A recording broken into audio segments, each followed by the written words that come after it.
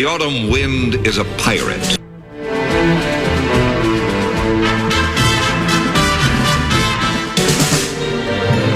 Blustering in from sea. With a rollicking song, he sweeps along, swaggering boisterously.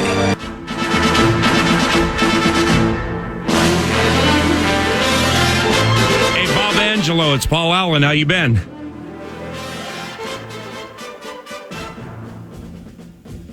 Yeah, we could tell Bob Angelo. Of course I did. Bob Angelo, it's Paul Allen. How you been?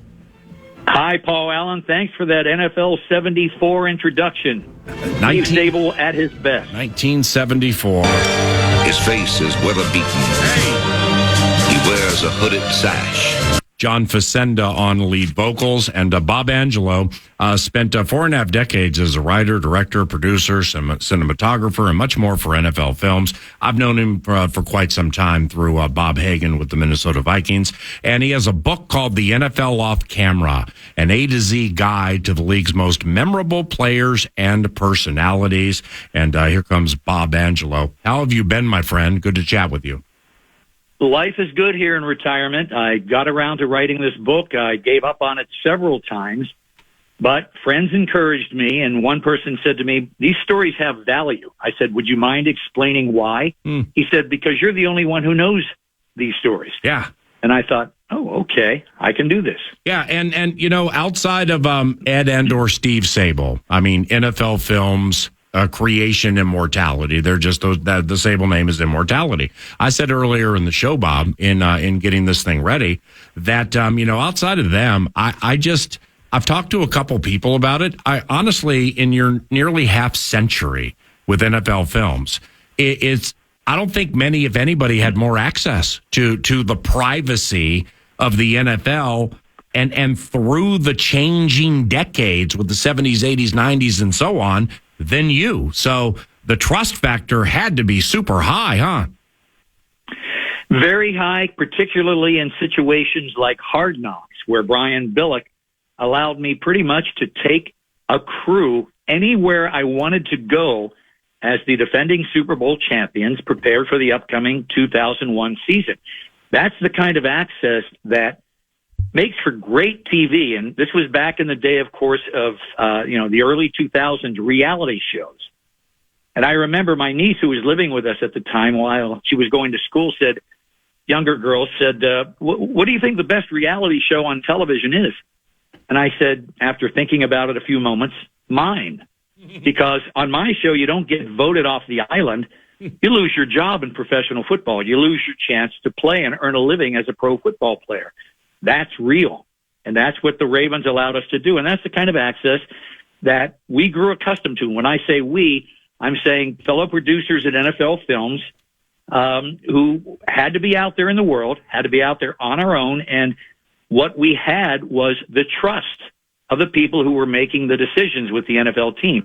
In the case of the 2001 Ravens, it was mainly Brian Billick, who said, I have no problems with this. As a matter of fact, I think this would be good to see how our team reacts to this kind of attention. Because if they're going to be thrown off base by a few cameras being around, imagine what happens when we face the Pittsburgh Steelers on a November afternoon. And HBO's Hard Knocks, New York Jets, debuts next Tuesday.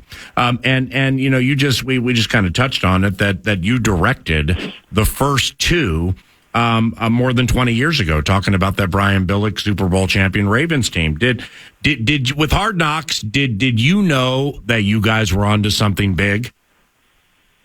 After about the second show, somebody, a Los Angeles writer who I really don't know, I don't know his name, don't know who it was, but his exact words were, "This is a seminal moment in sports television history." Yeah. And somebody from Films reported this to me. And I thought to myself, wow. And I was on the phone with this guy just doing an interview like we're doing here. And that's what came out of that. And I thought to myself, I guess this is kind of interesting because we have this access. We're in meetings. We're in weight rooms. We're in men's homes. And they have welcomed us. They've embraced us. And this is going to go on all the way through training camp, all the way to that horrible day when young men lose their opportunities to play professional football because they just didn't make the grade. Yeah. And we followed a guy who we knew was going to make it. Todd Heaps, the number 1 draft pick. And then we followed 3 younger men, rookies, different rounds of the draft, one a free agent. And people wanted these guys to make the team because they'd grown fond of them. The audience had actually grown fond of them. But their chances of making a defending Super Bowl championship team that had very few openings in its roster were pretty thin. And they knew that going in, but seeing it play out on television, that was something the American public had never seen. Yeah. And Bob Angelo, formerly of NFL Films, more than 4 decades as a director, writer, producer, and so on. And the book is NFL Off Camera, the A to Z guide to the league's most memorable players and personalities. Speaking of the A's, Jared Allen is part of the A. And you can purchase this book via Amazon or places you purchase books, Barnes and Noble, stuff like that. And we'll get more into that a little later. But Bob, in chatting with Bob Hagan yesterday, we agreed that one of the better ways to describe Bob is the guy we'd see at Winter Park or Metrodome running around in cutoff sleeves with an NFL Films camera or forever on the field at the Super Bowl right after the game ended. So, like, I've never been to a Super Bowl, but I've watched them all. Or at least most of them. And, ever since I got to know you, one of the things I would do is when the game ended, I immediately would look for you because with the sleeveless look, the old school Pittsburgh look, you were very easy to find. And I swear I hit on that thing about 60% of the time. But running on the field right after the Super Bowl, it's a job, Bob, but what a thrill, man. A tremendous thrill. And one of those moments that, it's a mass rush of humanity, and people are getting hit with Gatorade. People are moving quickly, especially if I'm on the winning sideline, because they are. I mean, that is the culmination of months of hard work to win a Super Bowl and to be in the midst of it when these grown men are just in the celebratory mode. They are so fantastically happy to be done with it, A, and B, to be able to get that Super Bowl ring down the road, but be able to call themselves world champions. And by the way, I have 44 Super Bowl championship stories in the book. Mm-hmm. Being around them in that instant, incredible. I mean, perhaps the best one of those was the Giants' win over Bill Belichick's undefeated team, where David Tyree pinned that ball to his helmet, and then a play or two later, Eli went to the corner to I forget the receiver's name, the guy who accidentally shot himself and lost some time. Oh, Plexico Burris. Plax Burris catches the winning touchdown. And when Brady's long desperation pass down the middle of the field yielded nothing, that sideline just erupted. I ran out as fast as I could to be there when the head coaches met at midfield.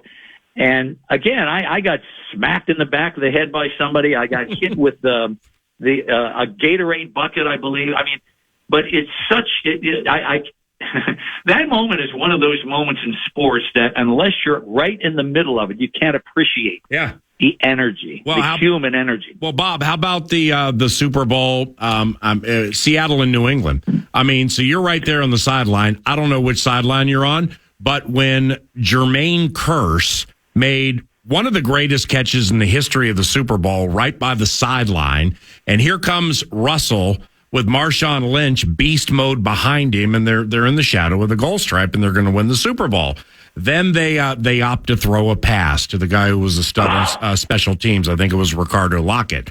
And Malcolm Butler jumps up and picks it off. And you're right there. I saw you run onto the field, man. How about the energy of that one? Well, that one was I was on the Seahawks sideline, and that was tough to take because And to this day, I don't think that Pete has admitted that he just made a bad play call there. I think he stood by that thing. I'm not sure who was responsible for it ultimately, but it's got to be Pete. And because we had Pete wired, we had 2 cameras trained on him. I was shooting the tight ends coach, who I'd come to know as a pretty emotional guy on the sideline. And his reaction was, oh, I could hear the air come out of his body. And I thought, what happened out there? I glanced up at the scoreboard, saw the replay, and But, being on that field after the game, another Super Bowl win, another, Bill Belichick lifting the trophy in triumph. And I don't begrudge Bill Belichick his victories. I mean, the man was a winner. The man was one of the best coaches of this generation and the generation before this. I mean, he's still going on. He's still plying his trade. But I was that was kind of a letdown because I was on the Seahawks sideline, and I thought to myself after the 6-yard run to the 1-yard line, well, here it is. He's going in. This game is going to be over. And the energy on the sideline, again, was electric. But then all of a sudden, it was just gone, deflated, evaporates, gone in an instant. And that is, the thrill of victory, the agony of defeat, as ABC Sports called it back with Wide World of Sports.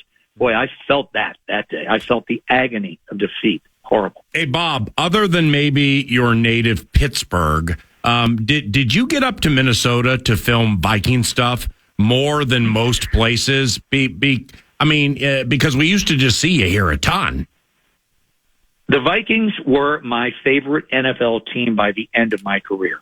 I spent 25 years, beginning in 1992 with Denny Green, working around the Minnesota Vikings.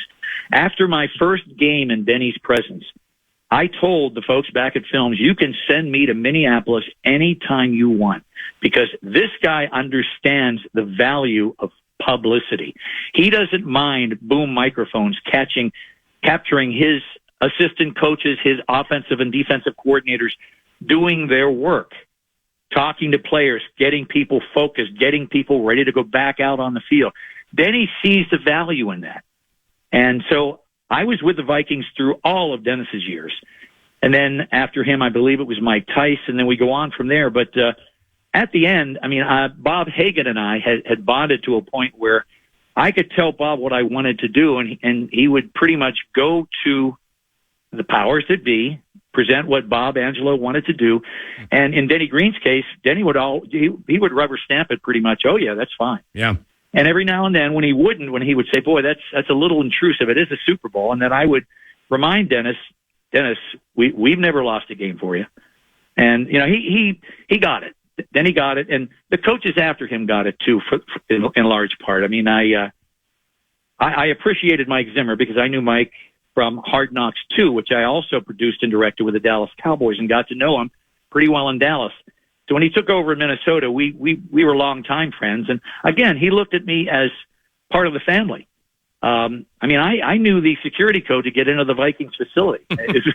I was part of the family, and I appreciated that. So when the Steelers played the Vikings, and I was part of a crew that spent the week in England with the Vikings, doing some pretty obtrusive things. At one point, Bob Hagan came to me and said, Bob, my owner and my general manager, and we're talking Rick Spielman and Mark Wolf, it wasn't Ziggy there that day, they're giving me all kinds of grief. They want to know why all these cameras and microphones are out here.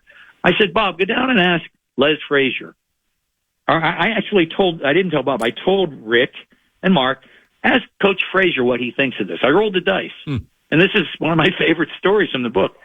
And I could see them walking down there. I kept one eye on them and one eye on what I was doing. And Leslie kind of just, and they threw up their hands, and Hagan said, they haven't practiced, or Hagan said that Les said, we haven't practiced this well since training camp. So that was the end of that story. And, Bob was on the hook there for a moment, but I said, go ask Leslie what he thinks of this. Yeah. Boy, I rolled the dice on that one, and I came up 7. Bob, I remember part of that moment because it was at the Grove in Watford, England. Yes, it was. And we had the privilege and the pleasure of being there for a week. And Kim Clodwitter was the head of security at that time. And of course, you're all vetted out and everything, and well respected, and you're there and permitted to have the cameras and all that. But if you'll recall, the team practiced basically in a carved out part of a vast forest. And if you walked into, you know where I'm going here. If you walked 10 feet into that forest, there were bunkers. Now they were covered up a little, bunkers from World War II. Well, I do remember that. You were hiding in a bunker during red zone drills, and Leslie was all out trying to win games. So maybe that jump-started it a little bit, Well, they beat the Steelers that day, right. And my hometown team against my adopted team. And that's awesome. I was all about the Vikings. As much as I liked Mike Tomlin, as much as we got along, a lot of people have had issues with Mike Tomlin. I never had an issue with Mike. I wanted the Vikings to win that thing, and they did. And I knew in advance, too, because one night the defensive linemen were having drinks next to Paul Dulcide, my sound man, and myself, just a short walk down the road from their, I don't want to say their barracks, from their hotel rooms. And eventually, Jared was the only guy left. Everybody else left, and Jared said, "Would you mind if I sat with you guys and had some drinks?" And again, another of my favorite stories in the book is Jared Allen. Alphabetically, it's the very first story in the book, but Jared sat there and explained that basically he believed the world was 6,000 years old, and all the Old Testament was that was gospel, and we agreed to disagree on all that. But he told us that night, after about his third or fourth beer, "I'm going to have a day. That tackle can't handle me." And he had just gone up against Joe Thomas, who's about to be inducted into the Hall of Fame, and didn't really have a big day against Joe. Very few defensive ends, or as we call them today, edge rushers, did. But Jared said, "I'm going to have a day against this tackle. He's just not quick enough to handle me." And Jared had 2.5 sacks, and I believe got his hand on the fumble that secured the victory late in the fourth quarter. Wow, that's beautiful. Bob Angelo, NFL Films, formerly of that is, nearly a half century as a writer, director, producer, cinematographer, and much more with NFL Films. He's NFL Immortality. His book is The NFL Off Camera. We'll start there. Now, so you talk about Jared Allen with the A's. Well, let's go to the middle, like the N's or the P's, New Orleans or Peyton. Well, why is Sean Payton your least favorite person in football? The NFL Owners Broadcast Committee in the late 1990s specifically gave NFL Films the right to use boom microphones in bench areas. Well, Sean Payton never got the memo. He would attack us when we were shooting his assistant coaches at work, and with anger in his eyes. And it would linger until the post game. Again, a later ruling declared that NFL Films had the right to at least ask to get into the locker room. I think it was phrased more strongly in our favor than that, but it became a situation where we had to ask permission to get in. And sometimes he would let us in, and he would grab the boom microphone, or he would swat the boom microphone, or he would say not so nice things about us in the presence of his football team. And after a while, I'm thinking, wait a minute, I'm a grown man, and so are you. Can we both act like it, please? So, after so many incidents with him, including one that I detailed in my book, and another which was taken out of my book, and that wasn't my idea to take it out, and that's all I'm going to say about it. Right. I just said to myself, you know what? You're a jerk. You're a megalomaniac. I don't like you. Nobody at NFL Films likes you. And we see that perhaps he was hiding something, because Roger Goodell took away a year of his professional career. And we all know the story there. Bounties, paying, money in a pot, defensive players earning side money for card-offs, for players not returning due to injury. That's not what pro football's about. Come on. So my least favorite person in the NFL, and I can't think of a close second. And he is, for what it's worth, one of my least favorite people in my 2+ decades calling Vikings games. And I have many reasons, but let's Nordo. Covenant claps Yes. for that story. Holy cow. I mean, when the anti-Vike is verbally assassinated like that, it's going to elicit covenant claps. And Sean Payton is the anti-Vike. Now, you with Nathaniel Hackett and Sean Payton. I mean, you probably read Sean Payton acting like a child when he talked about Nathaniel Hackett. And then you read the quotes where he just verbally assassinated him last week, and you're kind of like, that's child's play. I mean, Peyton probably said things to you 10 times worse, you know? Been there, done that with him. And yes, That's terrific. his remarks to me included a lot of four-letter words that aren't allowed on television. Bob Angelo, in Deep Stretch, copyright Bob Hagan. Time for two more. John Randall, you've told me this before, and I know it, so I'm gonna set it up and let you go. John Randall, not only for NFL Films, but just as like a player, he's one of your favorites in the history of the NFL, isn't he? One of my two all-time favorite NFL players, Jack Lambert being the other. John Randall was just refreshing to be around, unless you're an offensive guard who has to deal with him on a Sunday afternoon.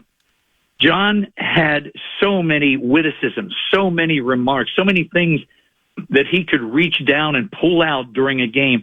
And he was a master psychologist. We did a film on John Randall, and I did a lengthy interview with him where he explained that he would go through the media guide of the opposing team, go to his one-on-one opponent, and learn the wife's name and the children's names. And he did this with Frank Winter, the Green Bay Packers center. And play ends, Winter goes back to the huddle, and Winter says to Brett Favre, "How does he know my wife's name and my children's name?" And Brett says, "Ooh, I don't know. I'd be scared. I'd be scared, Frank." So, I mean, Johnny knew how to get inside a player's head. Yeah. He knew how to work the officials. He was just on the sideline, just a riot to be around. And we wired him so many times. If we wired him 5 times, I did 4 of them. If we did it 6 times, I did 5. I missed one. But just listening to John, some of the things that would come out of his mouth in an attempt to gain an edge. And John is the all-time leader among interior defensive linemen in sacks. My son said to me years ago, when Aaron Donald was a rookie, he said, Aaron Donald's going to blow by him. And I said, we'll see. We'll see. And you know what? Aaron may not get there. I mean, if Aaron plays 5 or 6 more seasons, maybe he'll get there. But John was an interior lineman who knew how to beat his guard, and then all he had to do was get the second guy, because invariably that center was leaning toward John as well, except in blitz situations where the protection demanded that the center pick up the first player who shows up on the inside, usually an inside linebacker. But John, and I in doing this show with him, I really saw the other side of him. He was a very sensitive man off the field. The best trash talker in the history of sports on the field, but a sensitive husband and father who had trouble, with his twins. His boy was born with a potentially fatal birth defect that had to be corrected. And just to see that side of John when I interviewed him and his wife, it just reminded me that what they have to do on Sundays to succeed, and the men that they really are, can be very different people. John has been working for Tracy Perlman at the league office now for quite a few years, enlisting the support of NFL players for NFL programs. And he's doing well at it. Plus, he's got a 7 handicap, which is going to beat me on the golf course. So I've total respect for the guy, and I love the guy as if he's my brother. I have a picture of him and me. It was an artist's rendering of me shooting him in pregame. It hangs in my family room. And people say, "Who's this guy?" I said, "Well, if I have to tell you, then you don't deserve to know." Yeah, that's Randall Reverence. And lastly, down memory lane we go. Bob Angelo, formerly of NFL Films, he's NFL Immortality. Teams and players no longer have cool nicknames like the Purple People Eaters or the Over the Hill Gang. Why do you think that is? That's a good question. I've never given that any thought. I think one reason might be that offensive and or defensive units can't remain intact the way they used to be able to because of free agency. And there's movement. The Pittsburgh Steelers, the core of that defense, the Steel Curtain, how many of them are in the Hall of Fame now? Right. It's at least 4, maybe 5. I think it's 5 of those men are in the Hall of Fame. They were under contract with the Steelers, and Chuck Noll was never going to let them go away. And I think that has something to do with it. I think also that there's a lot more emphasis these days on throwing the football. So edge rushers have the advantage when it comes to recognition.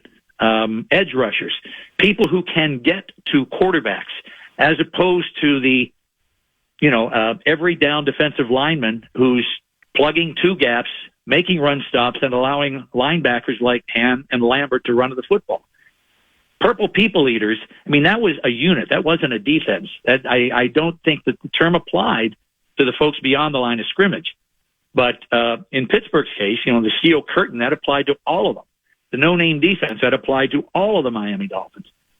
It took quite a while for Nick Wanakani to get into the Hall of Fame after that team had a perfect season. Well, that shouldn't be. I mean, that was one of the best defenses ever assembled. But Nick was the guy everybody knew. And then I think one of the safeties got in. I think Jake Scott eventually got in. And perhaps one of the defensive ends, I don't know, Bill Stanfield or Vern Den Herter, one of those people. But I think that free agency and the fact that edge rushers, pass rushers are all the rage, and that's what people are trying to draft. I mean, again, my story about Lawrence Taylor. I keep hearing about the next Lawrence Taylor. This guy's going to be the next Lawrence Taylor. Well, guess what? Taylor was drafted in 1981, and I haven't seen the next Lawrence Taylor yet. Right. And that's 42 years ago. Now, the book, The NFL Off Camera, an A to Z guide to the league's most memorable players and personalities, written by this guy, Bob Angelo. Best place to get it, Amazon, Barnes & Noble. You can get the ebook, stuff like that. What else can you share about that? Well, again, I thought to myself, when I was thinking about not writing the book anymore, when I was about to give it up, who gives a damn about an NFL Films producer's memoirs? It just sounds pompous. I wouldn't buy it. But then when a friend of mine said these stories have value, I reconsidered. Now, my plan going in was not to try to get people to sit and read a long narrative. Pro football fans consume their football the following ways. They watch their favorite team on Sunday afternoons. They work on their fantasy football lineups. They work on their fantasy football drafts and trades. They don't need another long narrative. So I said, I'm going to tell short stories. And every single story is going to have a personal experience in the middle of it. If you read the book, or when you read the book, Paul, you'll discover there's only one story in that book that does not have a personal experience, and that is the story I wrote about Tom Brady. But in the end, the editor said, I think that's one of the best stories in the book, because you got into the heads of the Atlanta Falcons, who you saw sitting in front of you, as the bench broke out into arguments and then into fights that had to be broken up by coaches, as Tom Brady just nicked away at that 25-point lead the Falcons had in the second half. And I watched it happen before my eyes. And at 16, I could hear these guys doing the math in their head. A touchdown and 2, and they're within 8. A touchdown and 2, and the game's tied. And I looked at these guys, and I said, that guy is 75 years away, and he's here sitting with you in your heads, and you guys are toast. Those stories are terrific, man. And congratulations on the book. Congratulations on the potentially unmatchable career. And God bless you, my friend. Thanks for reaching out. Let's stay in touch, all right? Paul, thank you so much for having me. I appreciate it so much. Got you. It's Bob Angelo, and the book is called The NFL Off Camera. Buy it now and get set up for Christmas or your own. KFAN, the fan. This is is your loose booty leader, the fan, and KFAN.com. Welcome back. It's 10:41. Got a shorty here for you because today is Super Bowl slogan idea generation day. Yeah. That's the compound adjective. Do you like that compound adjective more than even the fan-free forum? Which one do you enjoy more? What do you mean? Fan-free, or is it fan and it's a free forum? Which one do you enjoy more? It's very confusing. Which one do you enjoy more? I like the compound adjective for this segment was so long, it'd be difficult for people to remember. It was, today is the Super Bowl slogan idea generation day for 9 to noon in a truncated segment. I like that. No, it's, I don't know. I mean, or it's fan-free forum. Yeah, that's slower. That's faster. It's tight. It's close. But see, I'm not as confused by the first one as I am by the second one. But with the second one, it threw me off early, and it's why I became staccato because 8 days ago or whatever it was, a week ago, when I walked into the KFAN performance studio, there were people. Yeah. And there were a lot of people to hear PJ Fleck, and I thought this was fan-free. Yeah. I thought that was the compound adjective. I thought this was going to be an intimate chat with PJ Fleck and myself. I don't know if I can work under these conditions. Yeah, that's true. There are people here. Well, we'll handle the naming moving forward. I know that the boss, just feverishly scrambling to Which one? We got 19. correct the logs right now and just make sure everything's where it needs to be. So we'll handle the naming moving forward, Mr. Abbott. What do we got here? Oh, yeah. The Super Bowl slogans. Yeah. 64686. Did it ignite? I got 1,000 of them. It ignited. It ignited. Oh, how are we going to handle that? Well, I'm going to copy and paste them all into a big email. I knew I put you on an L after I just did that, not your email. It's all good. Okay, I thought I put you on an L. No, we can keep track of them. It's all good. Yeah. Okay, cool. The only thing I'm disappointed in is all future submissions.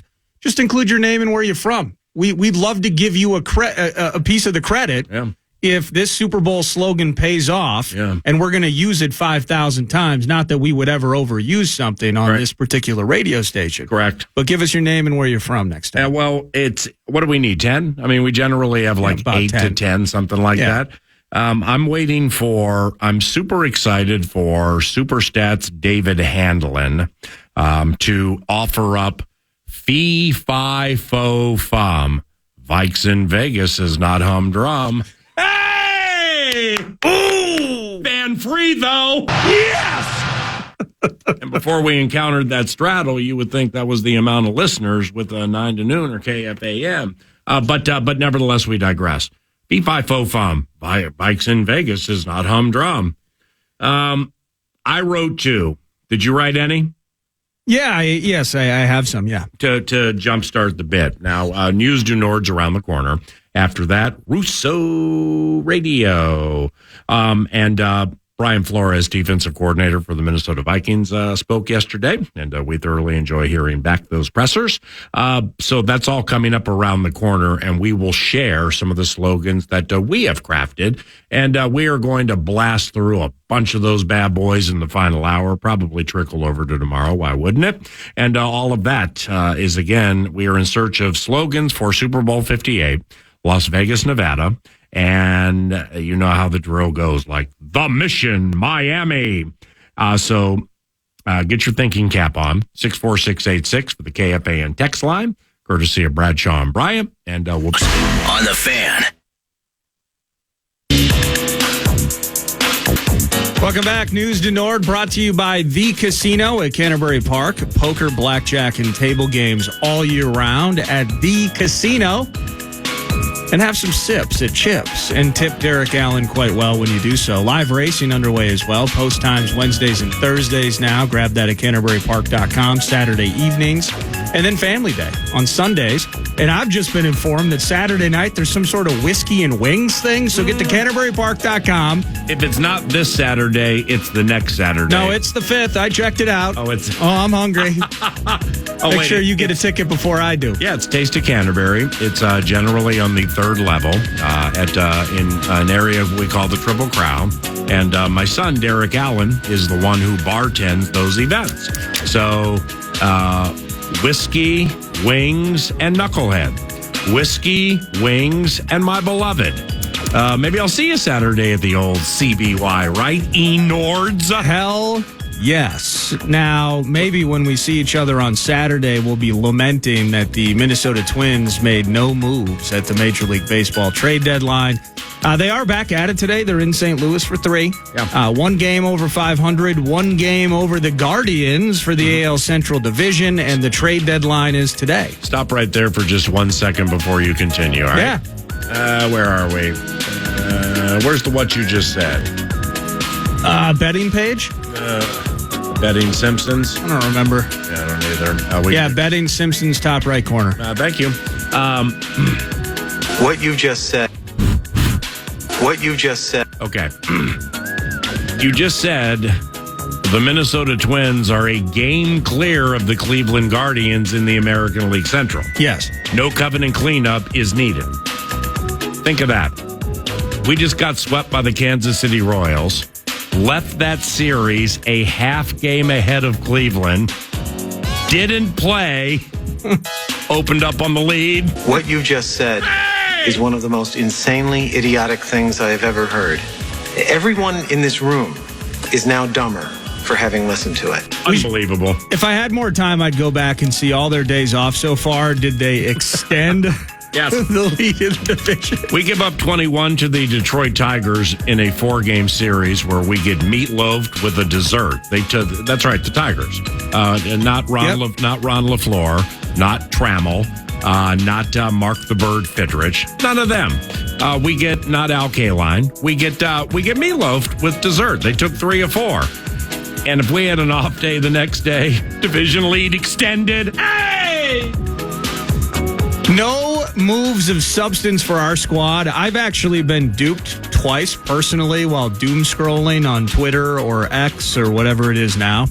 There was some guy a few days ago, I even texted you about it. Yeah. There was some guy on Twitter, and his freaking name was Ben Dover. And he said that the Twins had acquired or were making a play for Juan Soto of the Padres. That was the Soto piece, because the Jordan Love piece yesterday, I mean, I know you were joking when you're like, he's going to be NFL immortality, HOF. It was a nice throw, though, yeah. But the throw was nice, but I mean, the way he was maneuvering those drills that I've seen 8 million times, and the fluidity and or the alacrity with which he was handling that machine, it shouldn't have surprised me given how much bench riding he's been doing. He hasn't had much to do. He should get good at the calisthenics and working his way through things. Daddy booms NFL. Boom! Yeah, he's very good at running around cones and throwing passes. That's what I was looking for as I tried to find the Larry Booms. So the Twins have not made a move for Juan Soto, regardless of what Ben Dover has reported. But see, they didn't. Well, there were reports in 2022 that the Twins might be interested in Juan Soto. There were rumor mill bits, yeah. So I'm at Canterbury getting ready for the Super Special Sunday 8 and the Corgis, and I go to Googling it and stuff, and I'm like, hey, or Saturday, and this is right. And then I'm like reading it and everything. I'm like, well, that guy's not on the team anymore. Hey, 2022, bend over. Timestamps. League-wide, some things are happening. The Mets sent Max Scherzer to Texas.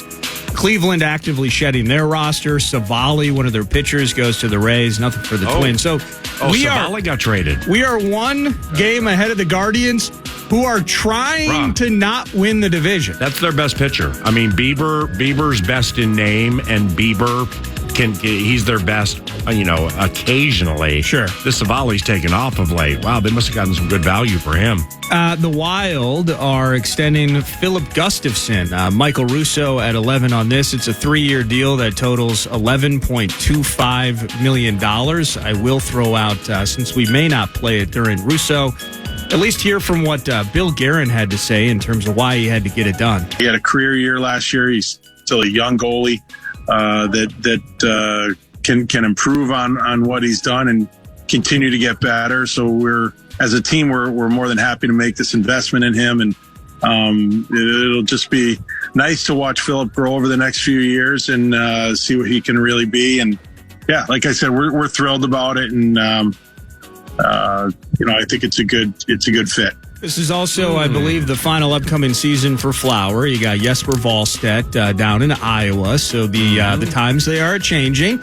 But why did it take so long? All kinds of things. Didn't go to arbitration. Gustafsson became a new father over the summer, so congratulations on becoming a dad to him. And he's got some new cash coming his way to mine the nets. Hold on. Fan free. FPPB. Straddle.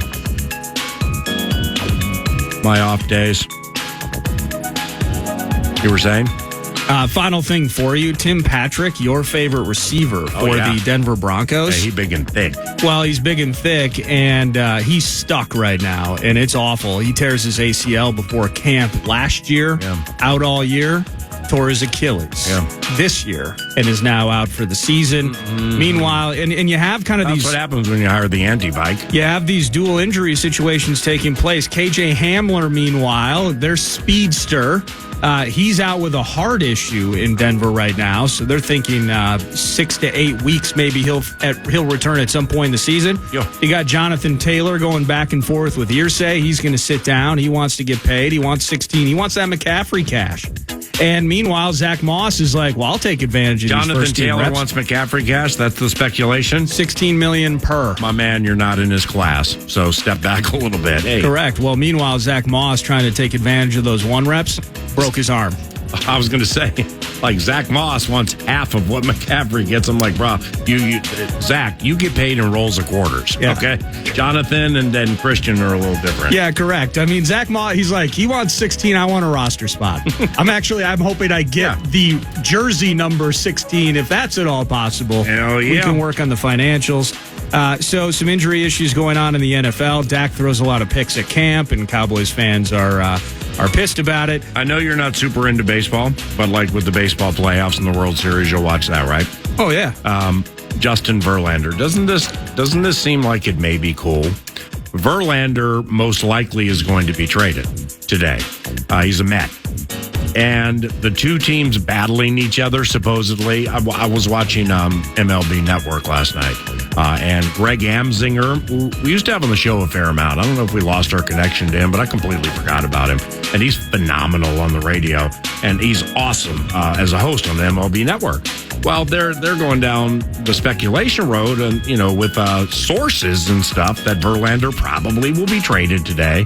The two teams battling, the Dodgers and the Astros. So the Astros want to bring him back. For down memory lane we go, and the Dodgers don't want the Astros to get him, and they want him to complement something called Bobby Miller, who goes along with Clayton Kershaw.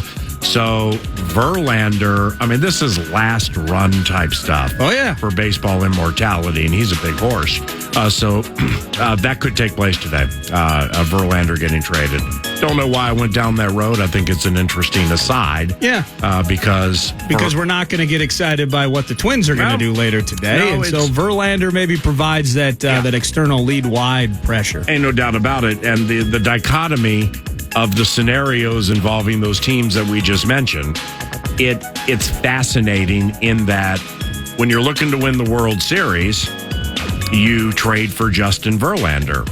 When you're looking to open up in the division, you just take a day off. This is 9 to noon, and Russo Radio on the bus around the corner. It's KFAN.